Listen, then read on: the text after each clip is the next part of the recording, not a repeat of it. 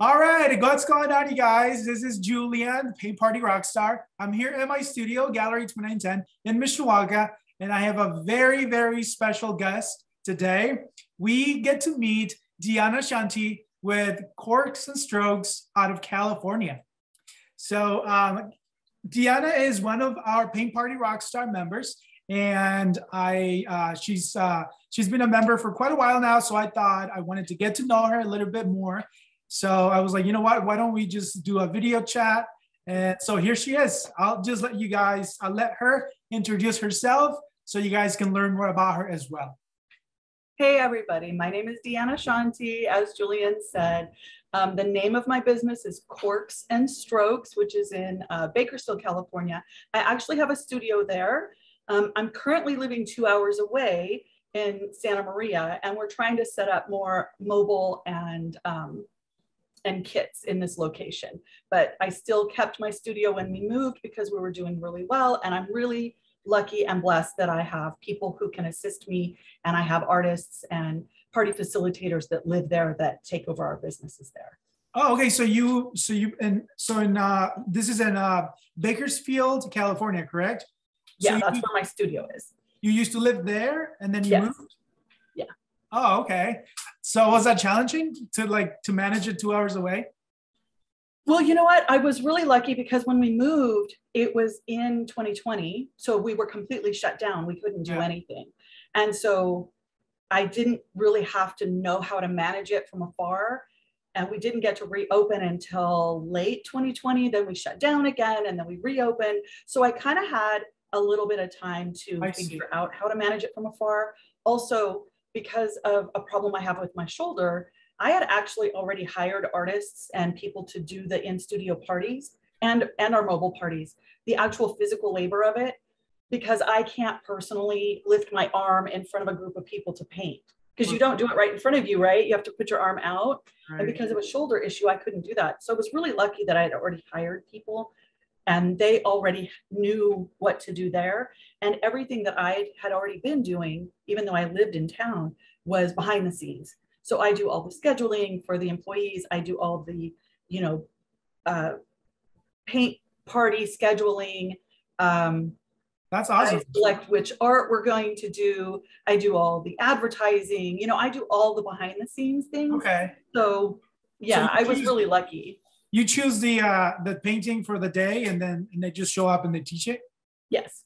Oh, that's very cool. Yeah. I want to get to that point. Right now it's just Greg and I. That's awesome. So when did you first open? So I actually took over an existing business. The business itself was in existence since 2012. I took over the business from a friend of mine. I actually purchased the business from her in 2017, in November of 2017. And at that time, she was actually just going to close the doors. And I had been to a couple of paint parties elsewhere.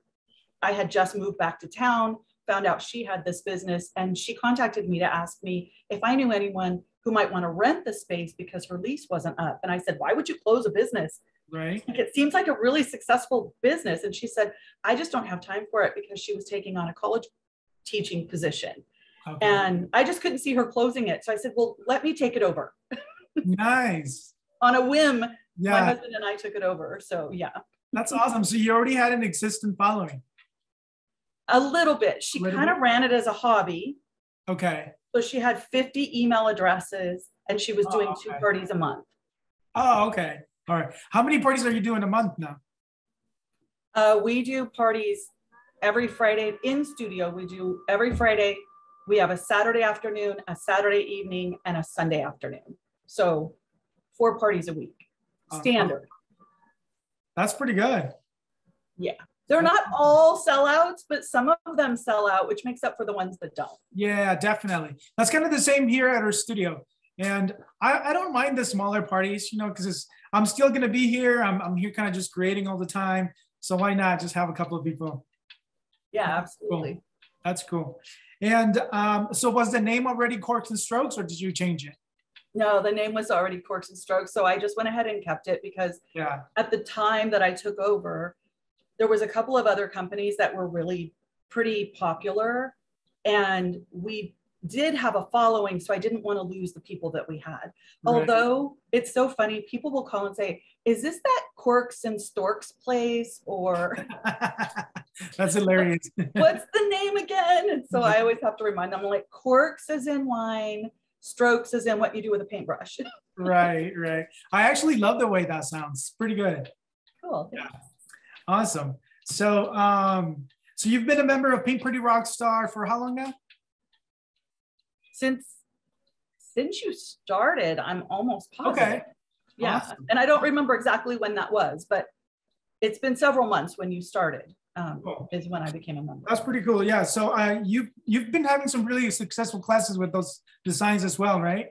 Yeah, absolutely. And that's one of the reasons I became a member, is because we didn't already have a big, I had a few paintings that were children-oriented paintings, Right. but we didn't have a lot.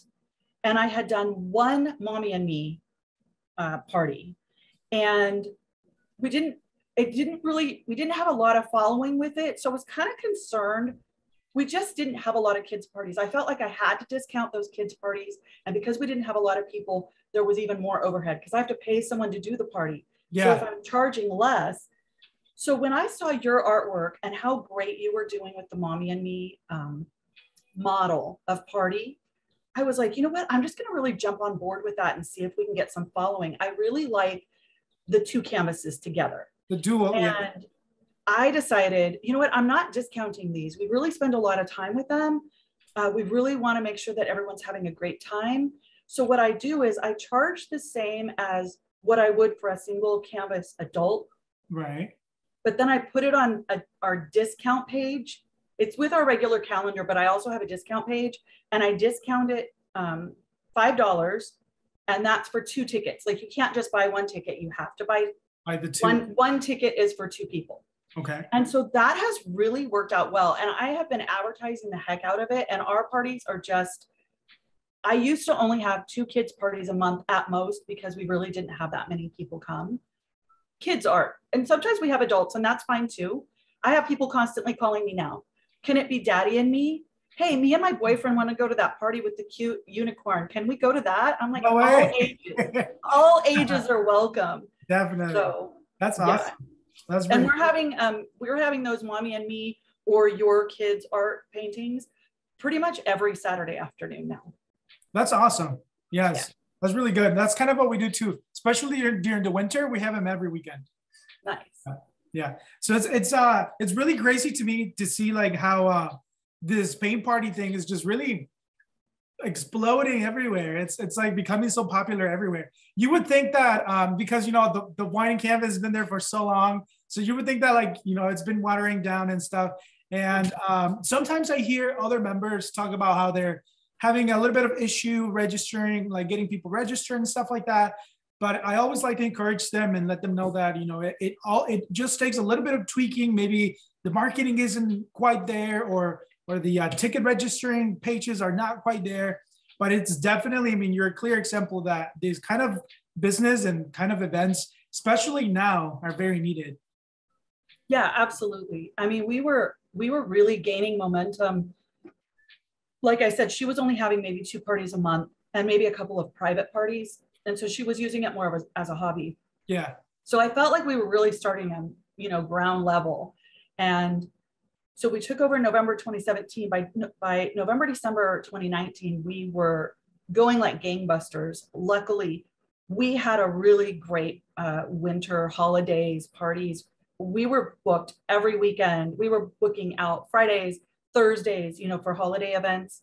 And so we made a ton of money. And luckily, I kept that all in the bank because I was of the mindset that that was the business's money. Yeah. And I really had never been taking money for myself. So when everybody got shut down, we still had money to pay the rent. And I was so grateful for that because I just left the money in the bank. But now that we're able to be open again, I mean, I have noticed the minute we were able to reopen, we are really filling seats. People are so excited to be able to get out. Yes. We didn't do a whole lot of the virtual. We still do offer virtual. We just didn't get really into doing the virtual during, you know, shutdown. And But now, like you said, everybody's really looking for things to do.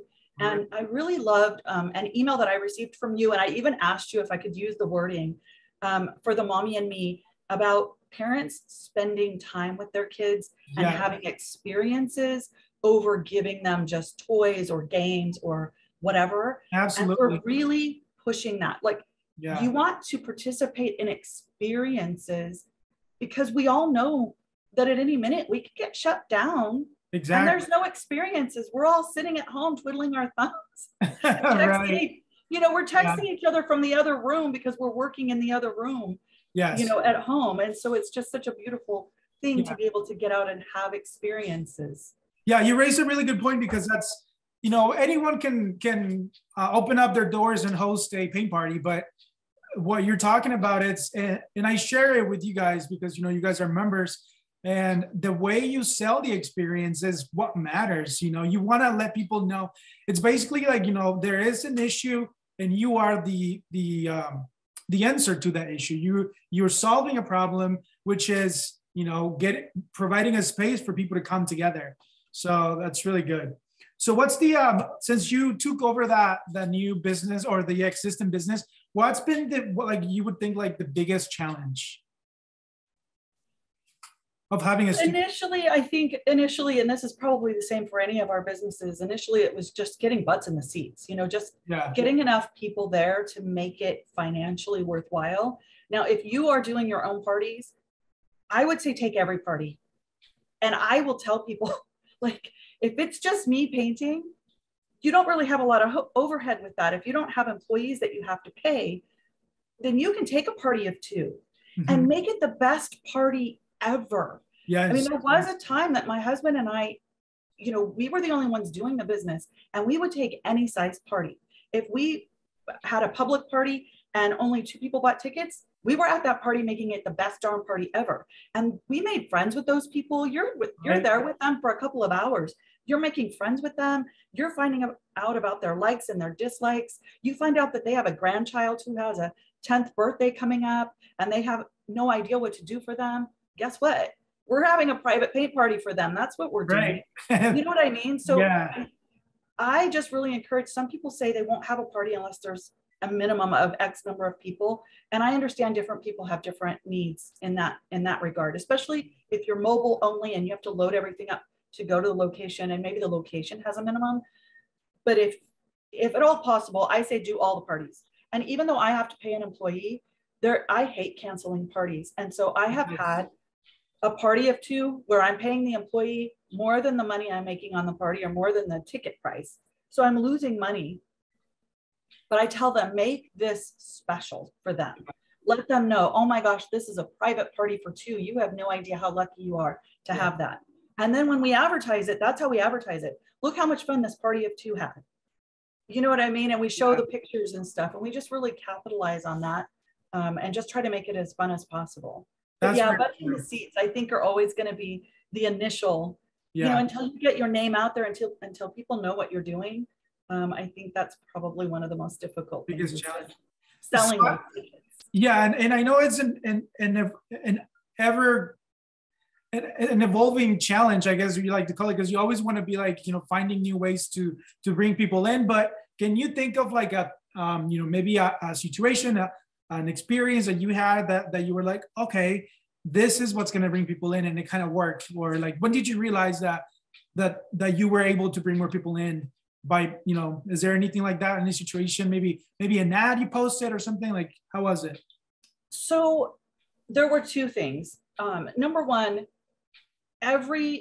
because I've had other businesses before, so I've already been having to do marketing. Okay. And every person that you'll follow to get any kind of knowledge about any of the businesses that you might have will constantly say, get email addresses.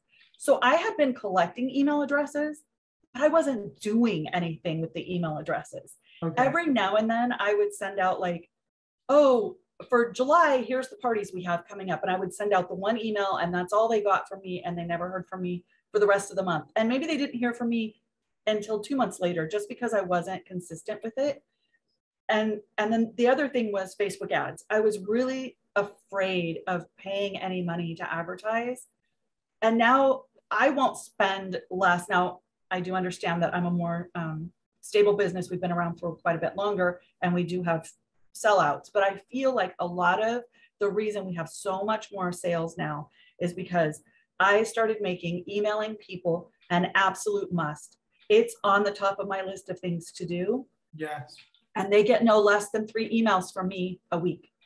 And let me tell you, I very rarely have any unsubscribes. Right. I have a very high open rate. And if anybody wants to unsubscribe, awesome, that's great. Unsubscribe. If I'm not your cup of tea, because maybe you were invited to a party and you never want to go to another party again because you now moved out of town or something like that, that's great. Unsubscribe. Yeah. But I try to make my emails as fun as possible. I have really fun, headlines to try to get people to open them, because that's half the battle. Just open that email so you can see what's inside. Yeah. So I would say the biggest thing was finally committing to doing the emails. For some reason, I was afraid of it. I don't know if I thought somebody was going to judge me, but we're afraid of so many things in business. No, I totally understand you. And I finally just started sending out those emails, and it's incredible. People started opening them. They started clicking on the links. They started buying tickets. I was like, wow, this works. Yeah, I should have done this so long ago. Yeah. I didn't start doing that until 2019, actually.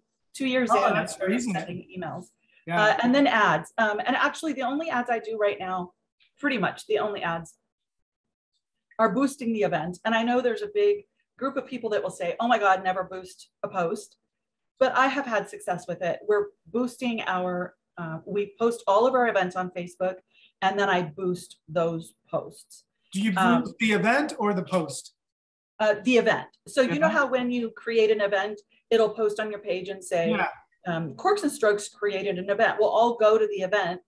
So yes, I'm boosting the event. I'm sorry. I go to the event and I say boost it, because it is its own post as well.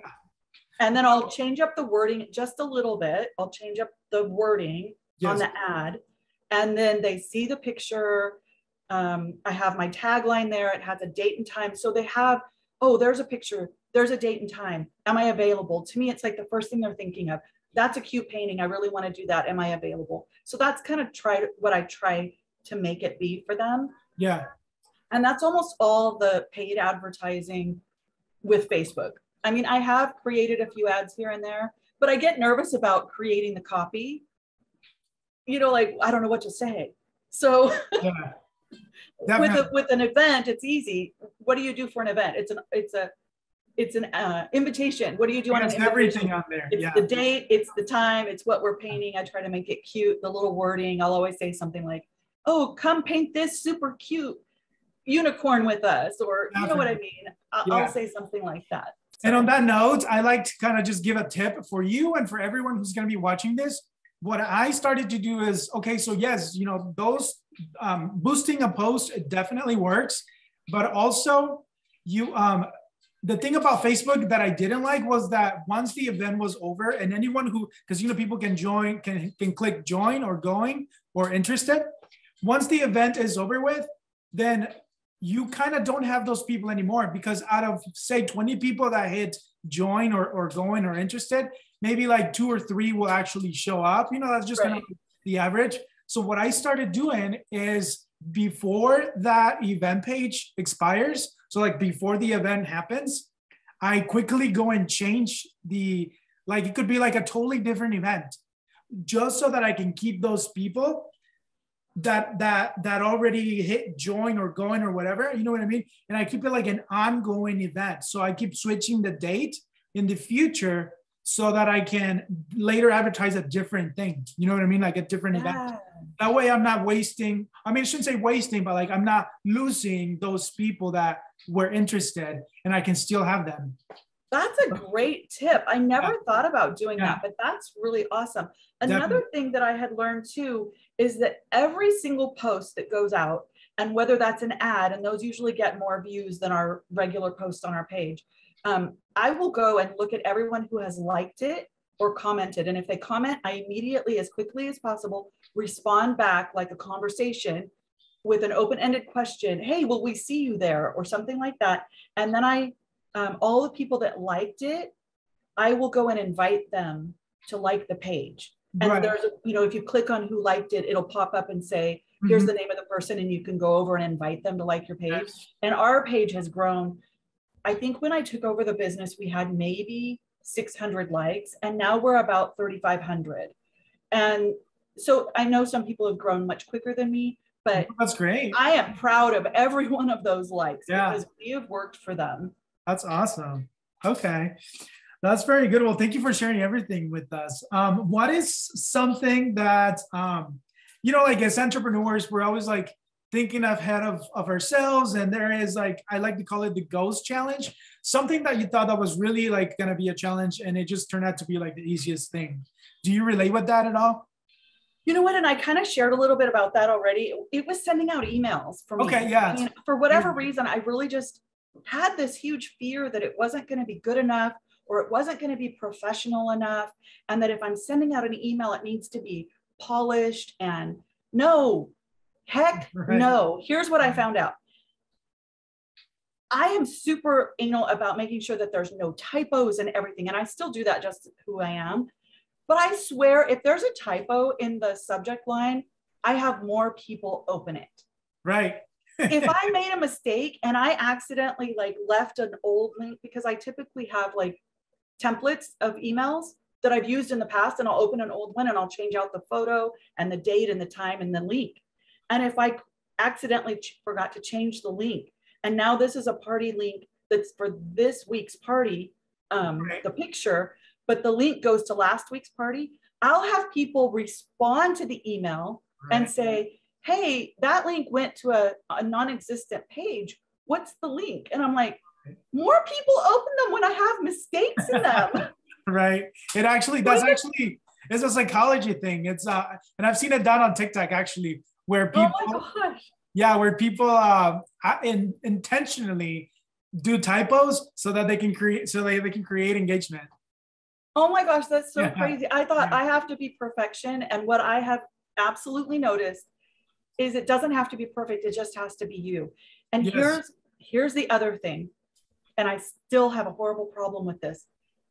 And when you were talking to me about the ghost challenge and what scares you the most, now it's going live. And I know in my heart that it's going to really exponentially grow my business. Everybody talks about it. You guys all do it. I see you, Julian, going live, and I still have that fear of going live.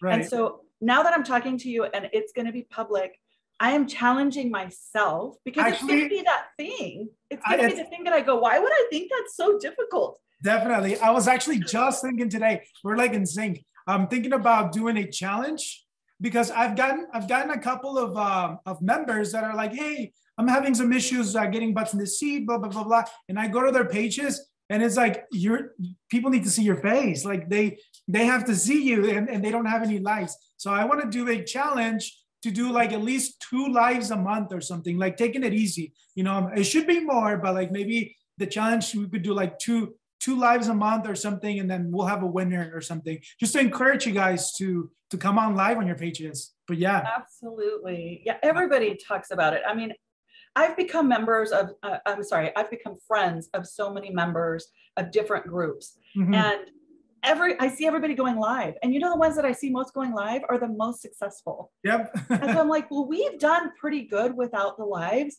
What would the business be like if I was really going out there and doing the lives? So yeah, I'm challenging myself, and I appreciate you in your challenge too. Yes. And it's because video is taking over, video before, if you think about it, Facebook was only text before. It was only text. And then Facebook then enable the text where you could just do like big text with like a color in the background. And then there was photos. Yes. And then now there's video. So it's like, it's just taking over. That's awesome. Yeah. Do you have anything special for summer at your studio? You know what?